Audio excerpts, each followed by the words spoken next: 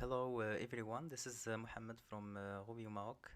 Today I will explain some tricks to use with the JSON API.rb gem. This video is gonna be the continuation of the previous one. If you didn't watch episode 7, please go ahead and watch it. So far we have implemented many functionalities to use with the JSON API, like including relationships and sparsing specific fields, filtering using ransack, pagination, deserialization, and errors handling. Yeah, let's call the API and see an example of our response. Here I will be sending a GET request of books, and here I want to include um, the authors, and I want only to fetch some specific fields from the book. So here let's say title, name, pages, and authors. That's enough. So as you see, we have a list of books here with the title and known pages, and the relationships in our case is authors, and here we have only the IDs. But more down we have the included section, which include the authors which belongs to this books. If we have a look at the as the response, we will find like we have like a n+1 query. To avoid that, we have to eager load um, the authors. So if we try it again, and we see that we eager loaded the authors into queries because we have the has and belongs to many association. Next thing, I would like to do some refactoring here in the controller, that we have included this modules here in the box controller. But if we want to implement the JSON API for authors controller, we will have to duplicate all these includes. To avoid that, I will include them in the application controller. So I will just copy paste this here, and we can also move more logic to the application controller. For instance, this JSON API serialize method, we can also copy this here, and let's call it, for example, this serialize params. Here we call this method with params. In here we could move this to the books controller, because it's gonna be different from one resource to another, and we can call here like allowed params. We can also define here the allowed params to be empty, and this is gonna be overridden here.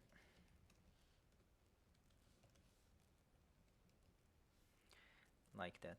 In here we have to call the serialize params method here as well, the serialize params. We can also create a controller which contains all these actions, so we don't have to repeat all this logic like here and here. So yeah, let's do that. I will create a new controller called, for instance, resource controller. That's RP. I will copy everything here. This gonna be resource controller. Here let's say let's set resource. This gonna be set resource. Let's call this model, and the model should be defined here. Def model. Our model here is book.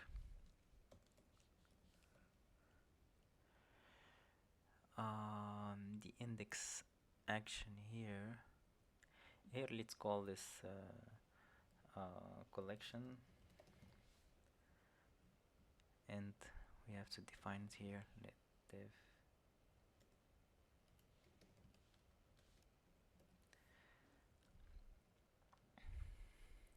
this gonna be ransackable attributes.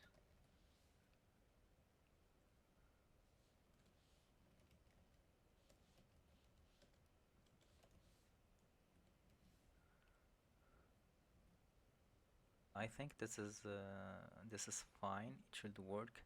Let's go to the show action. Here we should call the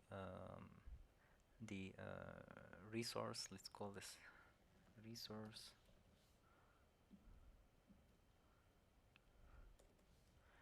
The create action, it should be here resource model, and here the serialize param. Let's change this to resource, resource, resource, resource. Here the same, and here the same as well. So we don't want this because we want define in the box controller. So now let's make this box controller inherent from resource controller. Oops, this should be resource. This one as well. So now we can remove all this here. We can keep model, collection, and ransackable attributes. This we can remove. This we have to keep, and this we have to keep. Okay. This also we can make dynamic by colon controller name dot classify dot constancies here, like that. So we can move it to the resource controller as well.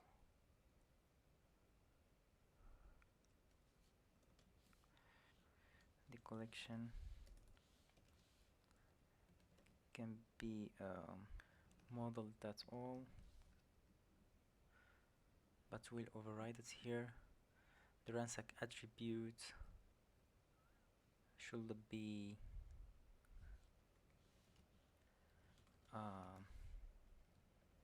empty here.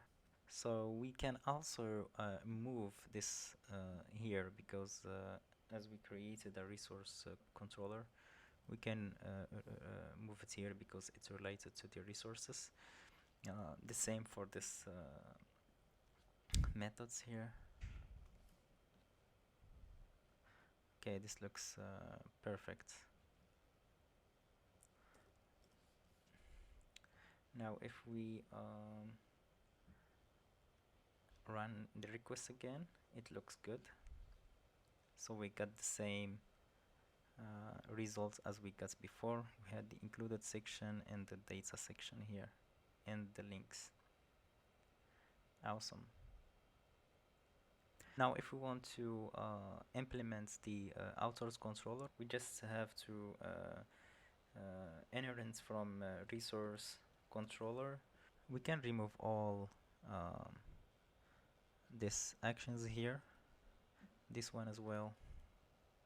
We only have to keep the strong parameters for the author, so we have to do something like that. Let's call it allowed params, and there should be only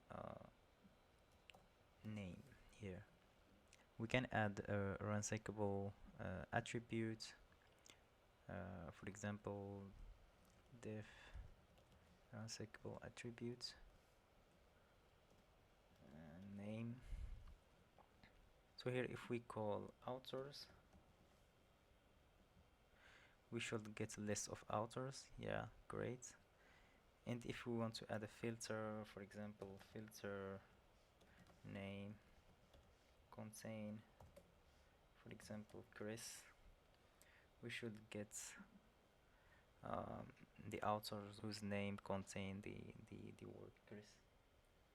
And we can do the exact same thing for the serializers. For example, here we have the include, and also we might have some common attributes that we want to define only in one place. So yeah, as we have in the module, we have like application record, so we can come here and create a new file called application serializer. That's RP, and we define a class called application serializer. And here we include the JSON API serializer and define the common attributes, for example, created ads and updated ads. And here the book serializer can inherit from application serializer. This we can remove. In here the same, the author serializer should inherit from application serializer, and this we can remove. Let's give it a try. The book serializer still works as before, and the author serializer the same. Yeah. And if we want to provide some extra parameters to the serializer, let's come to the books controller, for example, and call the JSON API serializer params. This method exists in our serializer gem, but we will just override it. So here we specify the name of the param, for example, name upcase. If we want to upcase the names of the authors, params upcase present. And then in the author serializer we can call attributes without s, because we want to customize the value of one field. And then we do object, which is the author, and then the params that we have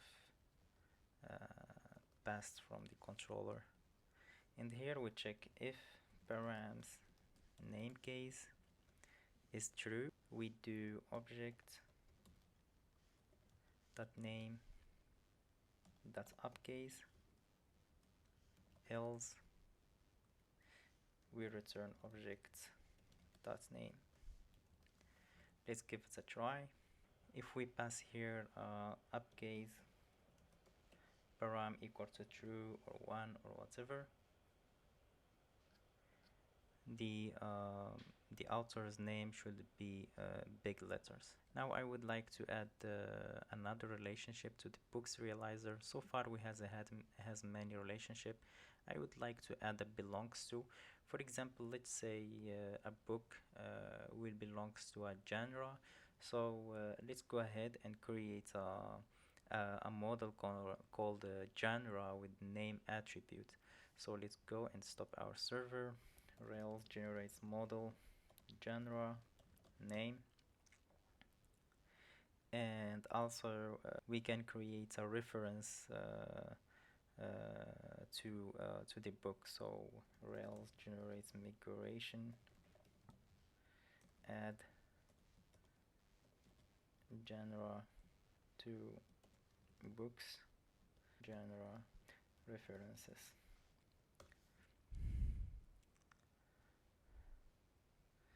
Oops, Rails generates migration.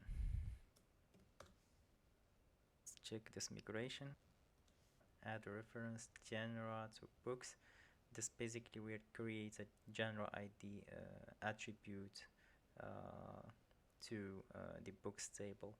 This can be null. Let's check the other migration. This basically will create a table genres with an attribute name. Yeah, let's run our migration. Rails db migrate. Let's check our schema file. So here we have like a new table, and the books has genre ID. Yeah, now let's go to the book module and add a belongs to genre, and also in the serializer it should be belongs to genre.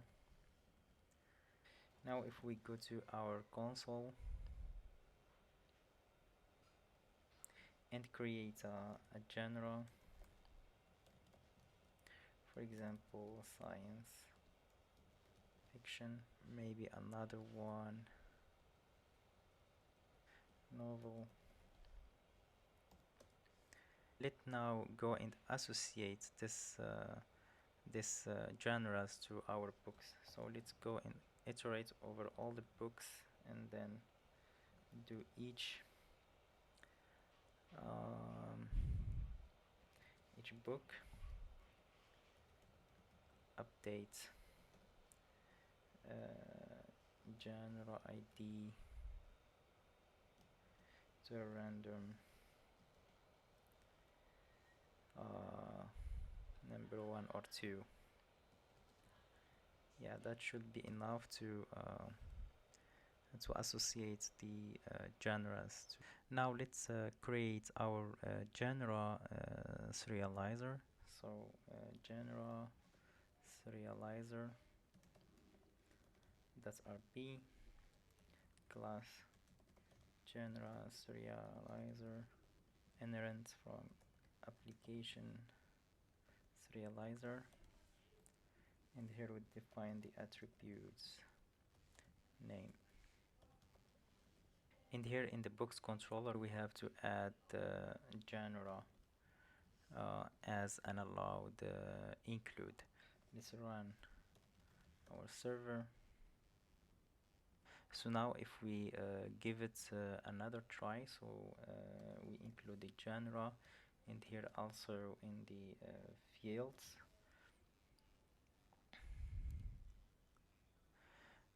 yeah, here we have now like two relationships, like one for authors and one for genre, and in the included section we'll have like the authors and the genre as well.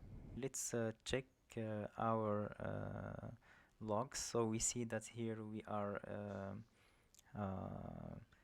making like many queries to fetch the genres related to the books. So to avoid that, we have to eager load the genres here. If we give it another try now, we still have the same response, and the n+1 queries are gone now. Awesome. If you want to change the name of this relationship to a different name, you can do it in the serializer. If you go to book serializer here, yeah, let's comment this out, and you can do like belongs to category and specify the record type is genre. But this relationship, it should be defined also in the model, so you have to come here and define the belongs to category with the class name genre, and foreign key is genre ID. And also you can do belongs to category, and then you specify the serializer name. So in our case it's genre serializer, and this should work. But it's very important to define this in the book model here. Yeah, you can try it and see how it works. I will keep it like this simple for now.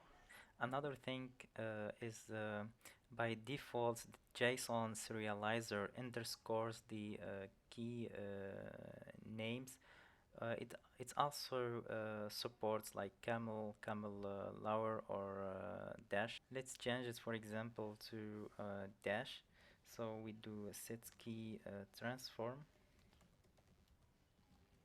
Dash. Now if you give it a try, so uh, so it's not included, but if you do like this, like using the dash, it should be included. The JSON serializer accepts this value camel lower dash and underscore. Let's put this back to underscore. We also can rename the type of the record. For example, if we want to call it item instead of book, we can do set type to item, for example. And if we try it now, we get like the type is item instead of book. And here we return all the attributes is because we are colon here fields book, but if we call item, we'll get the result that we want. Yeah, just be careful of the names, because if you change it, if you change the name in one place, so you have to change it everywhere. Yeah, the serializer is smart enough to detect all of these. I will comment that to keep the same name as the serializer. We can also change the name of the attribute. For example, let's rename this to just language. So we have to call attribute the new name that we have to use, and then you call the old name. So here we have to remove it. Let's call this also just pages. Here attribute pages, non-pages. Here pages and language.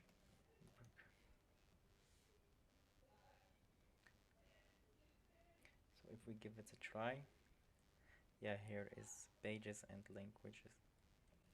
Also we can add like a custom attribute.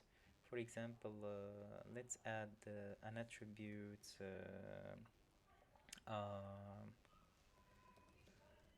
for example name with age, for example. Do object. In here you call for example object at name, and for age we will do like a random number between 1 and 70, for example. Let's give it a try, and it goes to the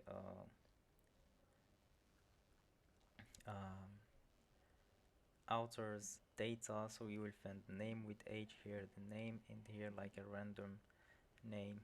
Here is the same 62, 69, 61, etc. And regarding the errors, we have a